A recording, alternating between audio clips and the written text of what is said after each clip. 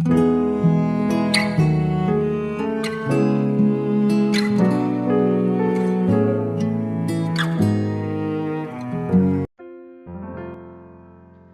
saudara yang dikasihi Tuhan Yesus, selamat malam dan salam sejahtera bagi saudara semua.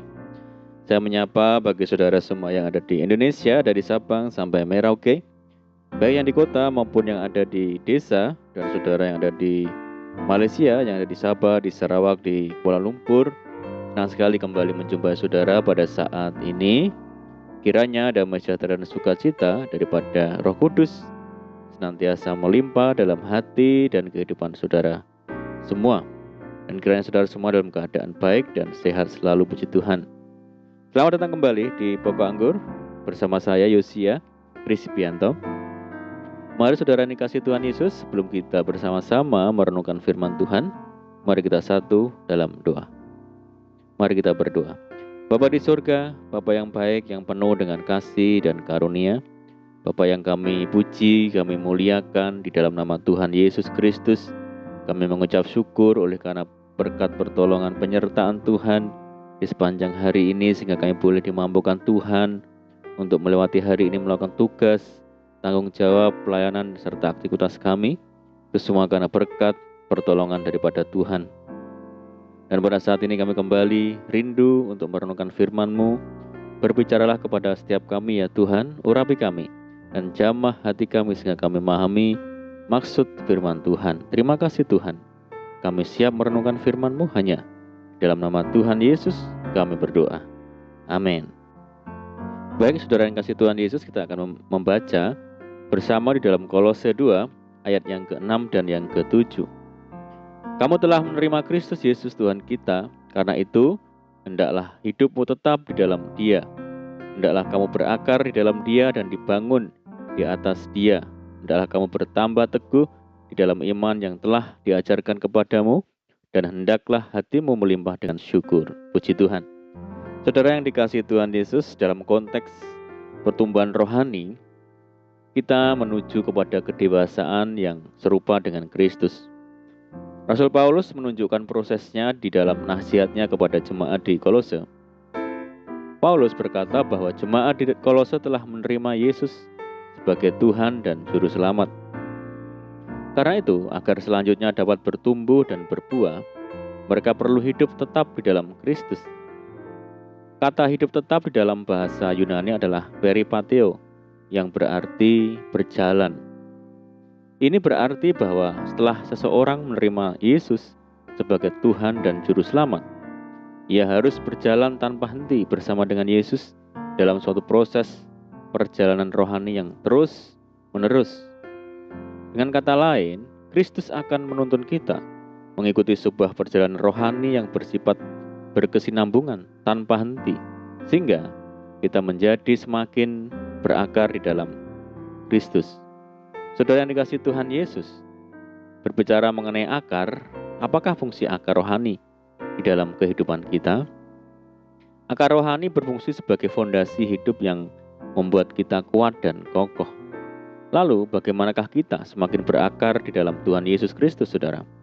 Dalam Yohanes dikatakan, maka katanya kepada orang-orang Yahudi yang percaya padanya, jikalau kamu tetap dalam firman-Ku, kamu benar-benar adalah murid-Ku dan kamu akan mengetahui kebenaran, dan kebenaran itu akan memerdekakan kamu. Saudaraku, dari ayat ini jelaslah bahwa tetap di dalam Kristus mempunyai pengertian tetap dalam firman. Karena memang Yesus Kristus ialah firman Allah yang hidup. Dalam Yakobus juga dikatakan, sebab jika seorang hanya mendengar firman saja dan tidak melakukannya, ia adalah seumpama seorang yang sedang mengamat-amati mukanya yang sebenarnya di depan cermin. Baru saja ia memandang dirinya, ia sudah pergi atau ia segera lupa bagaimana rupanya. Tetapi barang siapa meneliti hukum yang sempurna, yaitu hukum yang memerdekakan orang, dan ia bertekun di dalamnya, jadi bukan hanya mendengar untuk melupakannya, tetapi sungguh-sungguh melakukannya, ia akan berbahagia oleh perbuatannya. Saudara, oleh karena itu saudara, kehidupan rohani kita semakin lama harus semakin berkualitas, semakin serupa dengan Kristus.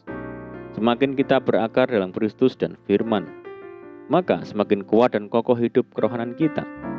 Sehingga kita semakin kuat dalam menghadapi realitas hidup di dunia ini, yaitu tantangan dan goncangan dan sebagainya. Kita juga harus dibangun di atas Kristus, saudara. Setiap aspek kehidupan kita, rohani, jiwani, jasmani, pernikahan, keluarga, keuangan, usaha, dan sebagainya, perlu dibangun di atas Kristus.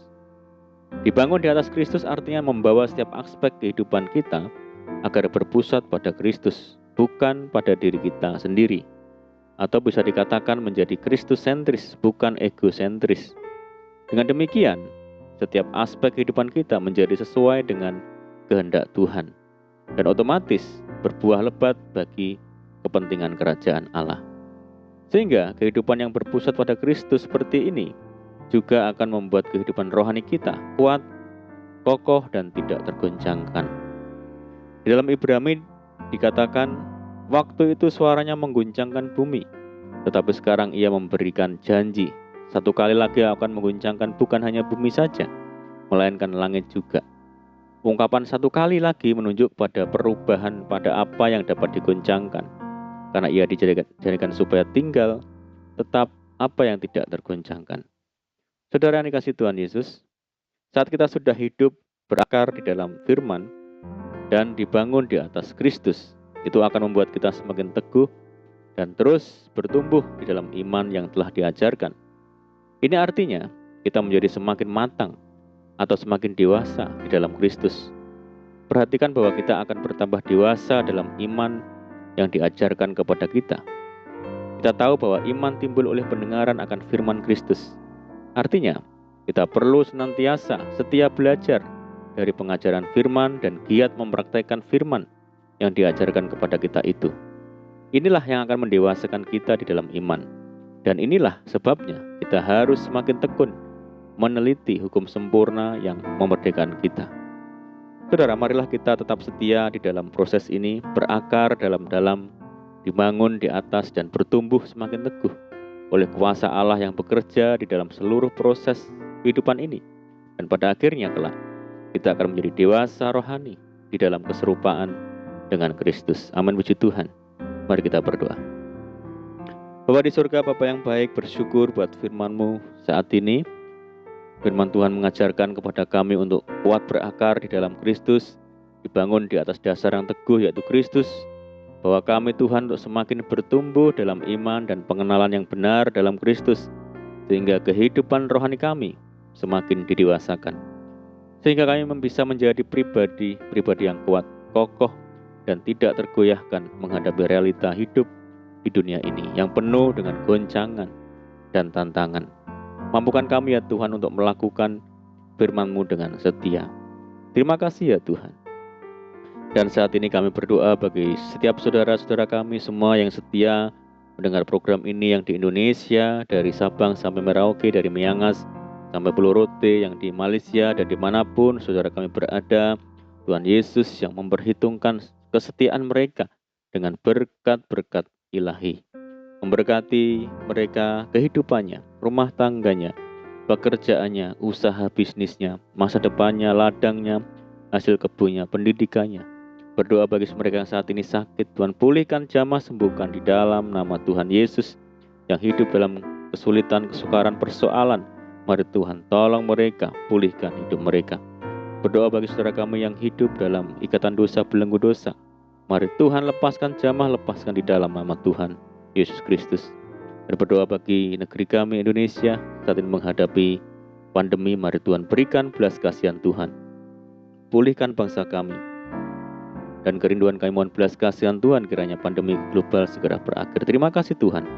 Ini doa kami. Kami percaya Tuhan mendengar segala seruan doa kami hanya di dalam nama Tuhan Yesus. Kami berdoa. Amin. Puji Tuhan, saudara, kita sudah berdoa dan saya percaya saat ini kita dikuatkan dan diberkati melalui firman Tuhan. Dan mari kita tetap semangat di dalam Tuhan, jangan berputus asa. Tetaplah berdoa, bersukacita senantiasa, sebab di dalam Tuhan Yesus kita sanggup melakukan segala perkara. Saya ucapkan selamat malam, selamat beristirahat. Doa saya menyertai saudara semua.